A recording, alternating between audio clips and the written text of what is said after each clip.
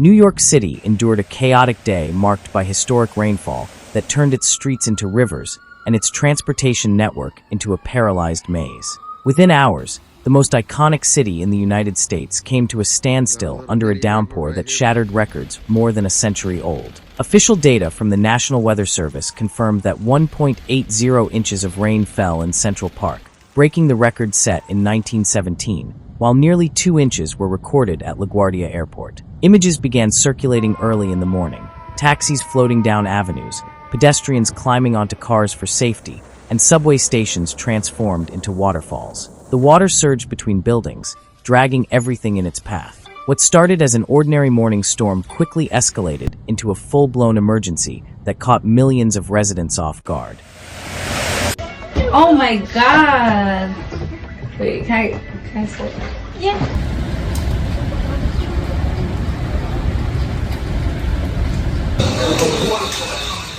Brooklyn was among the first boroughs to report trouble. Streets in Flatbush and Sunset Park were submerged, with floodwaters reaching the doorsteps of homes. Rescue crews tried to reach the most critical areas, but abandoned vehicles and fast-moving currents made it nearly impossible. As evening approached, the situation grew worse. Little mini river right here by the school.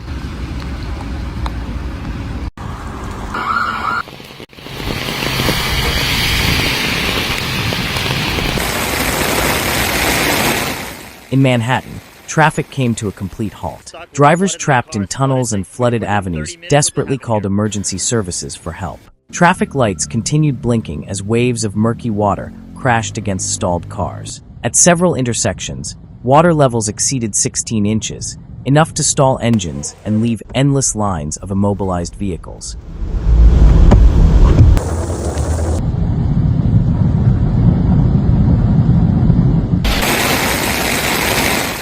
Meanwhile, in Queens, residential neighborhoods faced the silent impact of flooded basements. Entire families were evacuated from buildings where water began seeping up through drains. Local authorities opened temporary shelters for those who couldn't return home, but the worst was still ahead.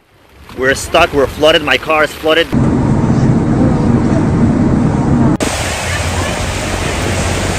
One by one, subway lines were forced to shut down. The underground network that moves millions daily couldn't withstand the torrents pouring through entrances and stairways. Stations in Brooklyn and Manhattan showed scenes that looked straight out of a disaster film. Water gushing down walls, staircases buried in foam, and trains stranded in the tunnels.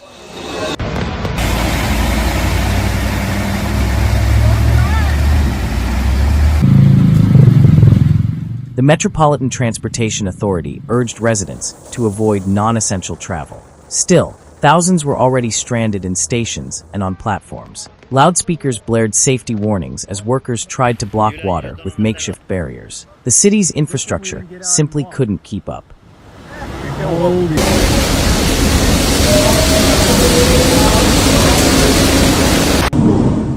On social media, videos flooded timelines, showing the scale of the disaster. In some clips, people waded through waist-deep water, pushing cars or salvaging belongings. In others, Brooklyn's main streets were unrecognizable, transformed into channels of brown, swirling water. The numbers kept rising.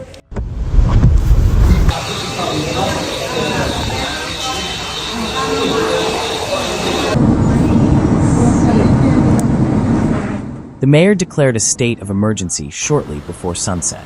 Rescue teams, firefighters, and police were deployed across all 5 boroughs. Residents were told to stay indoors and avoid crossing flooded streets. The warning came too late for many who were already trapped in their vehicles.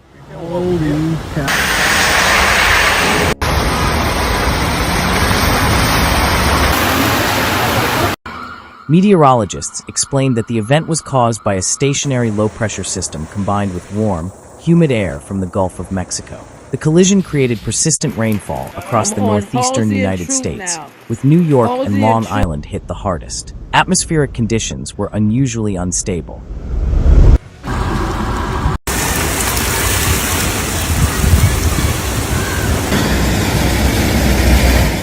At the same time, Governor Kathy Hochul held a press conference urging calm. She warned that the rain would continue through the night and asked residents not to underestimate the risks of traveling. Several emergency teams were dispatched to inspect structures weakened by the excessive rainfall. Troop now. Halsey and Troop trying to get home. Can't get home. I don't know if I can walk through here. Airports were also swept into chaos. At LaGuardia and JFK, dozens of flights were canceled or diverted. Runways were partially flooded, and passengers faced long delays. Air traffic controllers reported reduced visibility and strong wind gusts during the worst hours of the afternoon.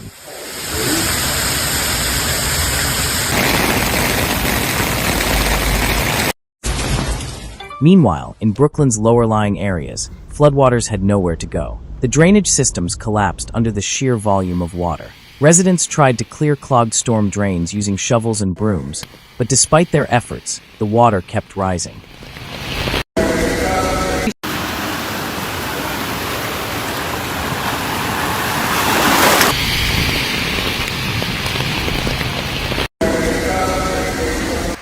Local businesses suffered heavy losses as well.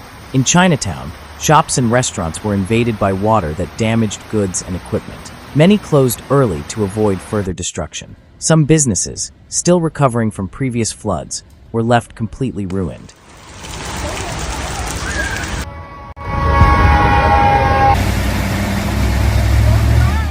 The storm also crippled the electrical grid. Several neighborhoods lost power due to short circuits and damaged transformers. Maintenance crews worked through the night to restore electricity, though instability persisted in many areas.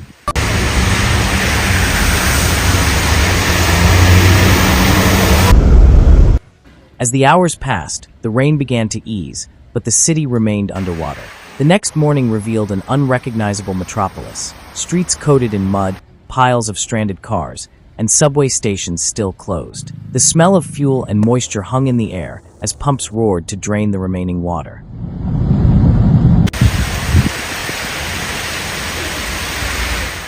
Initial assessments showed extensive property damage, but no confirmed casualties. The economic impact, however, was undeniable.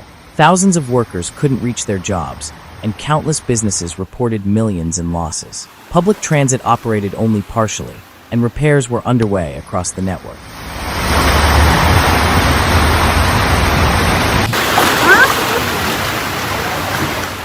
In several areas, engineers discovered cracks in the pavement and erosion beneath road foundations. Experts warned that some structures required immediate repairs before reopening to traffic. The scale of the damage exceeded all initial forecasts.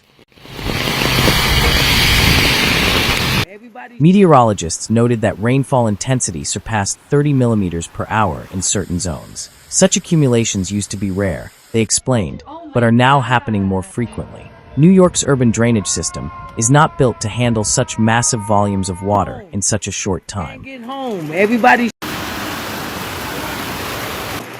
Halsey and Troop trying to get The storm's aftermath exposed the growing vulnerability of major cities to extreme weather events. Scientists have long warned about the consequences of climate change, but this event made those warnings tangible. New York, a global symbol of resilience and modernity, found itself overwhelmed by nature's force.